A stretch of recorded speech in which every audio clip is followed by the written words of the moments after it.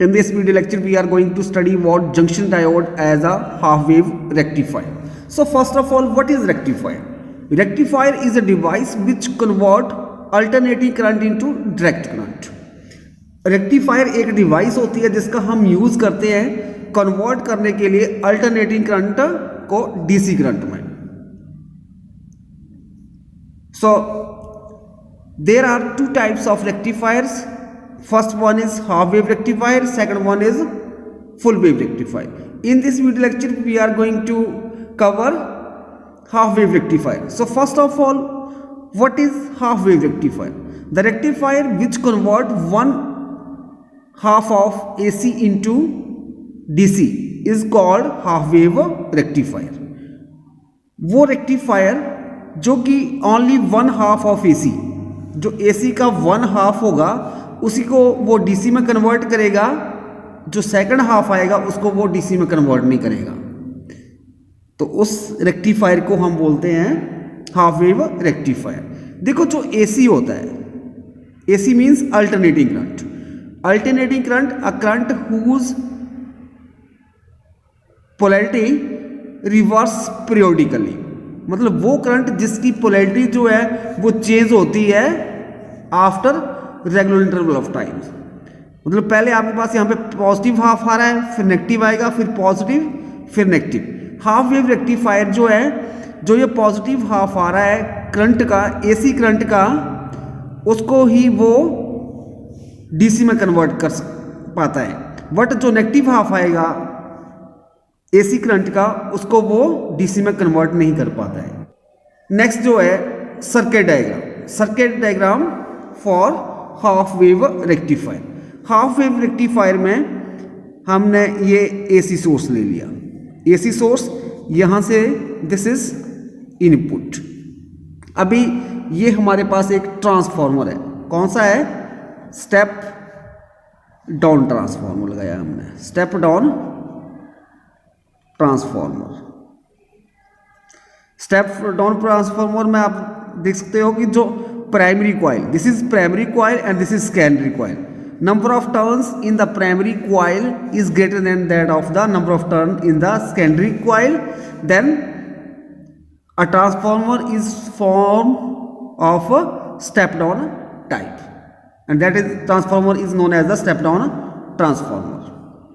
और साथ में हमने एक ये जंक्शन डायोड लगाया हुआ है. जंक्शन डायोड किस तरह का है? हमारे पास ये PN, इस साइड P है, ये जो है P साइड, और दिस इज N साइड. और इसके साथ यहां पे हमने एक ये लोड रेजिस्टेंस लगाई है RL, और यहां पे हमारे पास आ जाएगी DC आउटपुट. नेक्स्ट इसकी वर्किंग, कि जो ये हाफ वेव रेक्टिफायर है वो वर्क कैसे करता है. जब AC का पॉजिटिव हाफ इस प्राइमरी कॉइल में से फ्लो करेगा तो क्या होगा, जो सेकेंडरी कॉइल इसमें EMF इंड्यूस हो जाएगी, जिसके कारण क्या होगा, करंट फ्लो करना शुरू कर देगा due to mutual induction. Mutual induction क्या होता है? जब हम दो कॉइल लेते हैं और एक कॉइल में से जो करंट फ्लो कर रहा है उसको हम वेरी करते जाएं, तो उससे क्या होगा, जो मैग्नेटिक फील्ड लाई कर रही है या मैग्नेटिक फ्लक्स लिंक कर रहा है उस कॉइल में से, मतलब प्राइमरी कॉइल में से, वो चेंज होगा.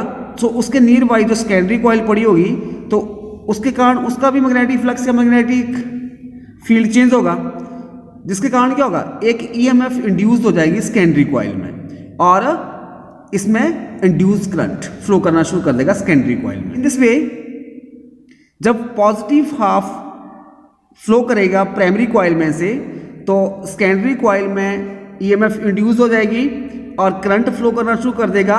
और मान लेते हैं जब पॉजिटिव हाफ है तो जो ये अपर फेस जो है इस सेकेंडरी कॉइल का, वो पॉजिटिव बन जाता है और लोअर नेगेटिव. सो ये पॉजिटिव और डायोड की P साइड, ये दोनों आपस में कॉन्टेक्ट में आ गए, और N साइड के साथ नेगेटिव साइड. तो इस तरह से फॉरवर्ड वाइसिंग हो जाएगी. मतलब डायोड कंडक्ट करेगा, डायोड में से करंट फ्लो करना शुरू कर देगा, और इस तरह से करंट फ्लो करना, इस डायरेक्शन में फ्लो करेगा और थ्रो लोड रेजिस्टेंस लगा के जो हमने रखी है यहाँ पे हमें डीसी आउटपुट मिल जाएगी। सो इस तरह से यहाँ पे आप इसको शो कर सकते हो। ये एसी इनपुट मान लेते हैं, तो पहले मैंने बोला आपको कि पॉजिटिव हाफ आया, इस तरह से ये पॉजिटिव हाफ आ गया इसका, ठीक है। सो आउटपुट यहाँ पर डीसी आउटपुट, तो इसके लिए भी हमारे पास ये आउटपुट आ गई। अब नेक्स्ट जो है नेगेटिव हाफ आएगा एसी का, तो प्राइमरी कॉइल में से करंट फ्लो करेगा, उसी तरह से ईएमएफ इंड्यूस हो जाएगी सेकेंडरी कॉइल में। अभी नेगेटिव हाफ है करंट का, तो जो अपर फेस जो होगा कॉइल का वो नेगेटिव बन जाएगा सेकेंडरी कॉइल का और लोअर पॉजिटिव। सो ये यहाँ पे क्या जाएगा, ये नेगेटिव और ये इस साइड पॉजिटिव। सो ये क्या बन जाएगी, रिवर्स बाइसिंग। रिवर्स बाइसिंग हो जाएगी, diode does not conduct means इसमें से करंट फ्लो नहीं करेगा और हमारे पास कोई आउटपुट नहीं आएगी। तो जो नेगेटिव हाफ था, नेगेटिव हाफ ये आ गया इनपुट का, तो इसके लिए आउटपुट नहीं आएगी, ठीक है। फिर उसके बाद नेक्स्ट पॉजिटिव हाफ आएगा एसी का। पॉजिटिव हाफ के लिए क्या है, अपर face of the secondary coil positive हो जाएगा, लोअर वाला नेगेटिव। सो इस तरह से करंट फ्लो करेगा और हमें आउटपुट मिल जाएगी। तो इसके लिए भी हमारे पास क्या आ गया, ये हमें आउटपुट मिल जाएगी। नेक्स्ट आया नेगेटिव हाफ, तो नेगेटिव हाफ के लिए हमारे पास यहाँ पे आउटपुट नहीं होगी। तो इस तरह से जो ये हाफ वेव रेक्टिफायर है वो वर्क करता है। हाफ वेव रेक्टिफायर के केस में जब पॉजिटिव हाफ आएगा एसी का, तभी हमें आउटपुट मिलेगी थ्रू लोड रेजिस्टेंस आरएल, और जब नेगेटिव हाफ आएगा तो हमें आउटपुट नहीं मिलेगी। बिकॉज इसके पीछे रीजन क्या है, जब पॉजिटिव हाफ आएगा तो पॉजिटिव और पी साइड डायोड की, डायोड कंडक्ट में आएगा, करंट फ्लो करना शुरू कर देगा और हमें आउटपुट मिल जाएगी।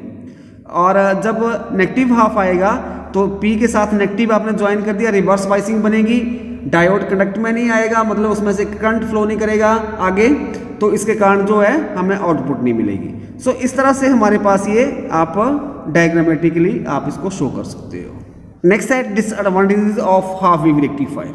Since the output signal is discontinuous, so the efficiency of half wave rectifier is less.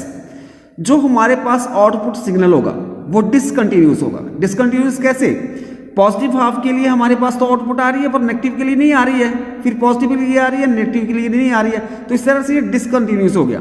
So the efficiency of half wave rectifier is less. जो एफिशिएंसी होगी हाफ वेव रेक्टिफायर की वो लेस होगी। Second, the output is not pure DC, what it is fluctuating or pulsating which contains AC component or ripples also। जो output आएगी वो pure DC नहीं होगी, उसमें क्या होगा, थोड़ा जो है AC के कंपोनेंट होंगे और किस तरह की आएगी वो, फ्लक्चुएटिंग या पल्सुएटिंग।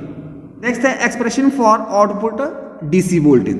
जो आउटपुट DC वोल्टेज होगी उसके लिए एक्सप्रेशन क्या होगा, so output DC voltage equal to mean load current multiply load resistance, and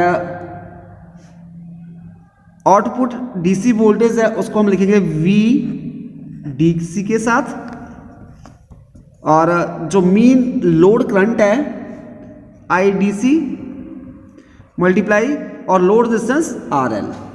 but जो हमारे पास IDC जो मीन लोड करंट होगा वो किसका हो जाएगा, this is equal to I naught over pi.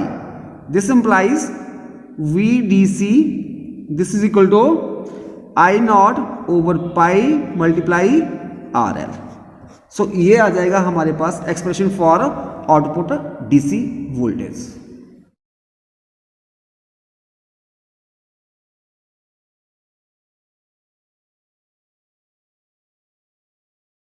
Junction diode as a full wave rectifier. First of all, what is rectifier? Rectifier is a device which convert alternating current into direct current. Rectifier एक device होती है जो convert करती है alternating current को direct current में। In the simple word we can say that if we want to change AC into DC, then we need a device, that device is known as the rectifier. With the help of rectifier, we are able to convert alternating current into direct current. Full wave rectifier, a rectifier which convert both the half of AC into DC is called full wave rectifier. AC half means AC current क्या होता है? A current whose polarity reverse periodically, मतलब जिसकी polarity change होती है after regular interval of time के बाद, मतलब पहले पॉजिटिव हाफ आ रहा है, फिर नेगेटिव, फिर पॉजिटिव, फिर नेगेटिव. जब पॉजिटिव हाफ फ्लो करेगा देन हमारे पास हमें आउटपुट मिल जाएगी, और जब नेगेटिव होगा तब भी हमें आउटपुट मिलेगी. सो इस तरह से एक डिवाइस जिसका हम यूज करते हैं उसको हम बोलते हैं that is known as the full wave rectifier. Means जब पॉजिटिव हाफ आएगा एसी का तो भी हमें आउटपुट मिलेगी, और जब नेगेटिव हाफ होगा तो भी हमें आउटपुट मिलेगी. But in case of half wave rectifier में पॉजिटिव हाफ से ही हमें आउटपुट मिलती है, मतलब positive half of AC he convert हो पाता है डीसी में, बट नेगेटिव हाफ जो है वो डीसी में कन्वर्ट नहीं हो पाता है. नेक्स्ट है सर्किट डायग्राम. सर्किट डायग्राम में हम एक ट्रांसफार्मर लेंगे और उसके साथ दो डायोड को कनेक्ट कर देंगे, साथ में एक लोड रेजिस्टेंस. सो हमने ये दो कॉइल्स ले ली, एक ये आ गई प्राइमरी कॉइल और ये दूसरी सेकेंडरी कॉइल, और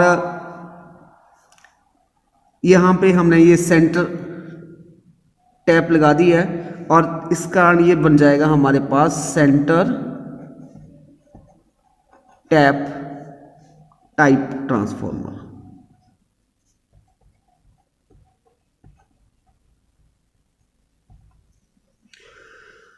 अभी हम यहां से इनपुट देंगे AC, this is AC input.